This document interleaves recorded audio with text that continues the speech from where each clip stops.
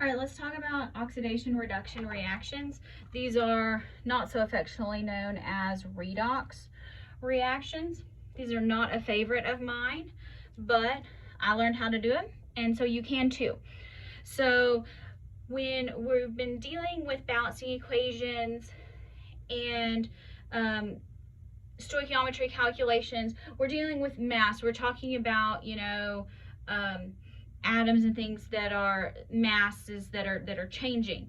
Now, in a redox reaction, we also have to deal with the transfer of electrons, and that makes things a little bit more complicated.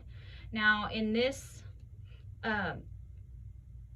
section, we're not going to be balancing these reactions. We'll save that for next semester, but you do need to understand, what these are. So let's talk about what that means.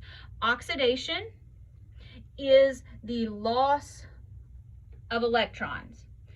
So remember, when you lose electrons, it becomes more positive.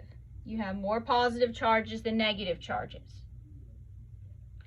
When you have reduction, reduction is the gain of electrons.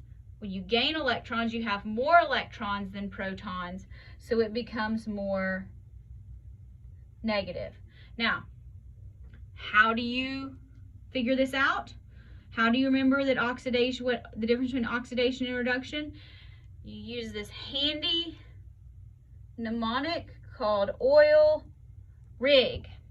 Oil rig stands for oxidation is loss, reduction is gain.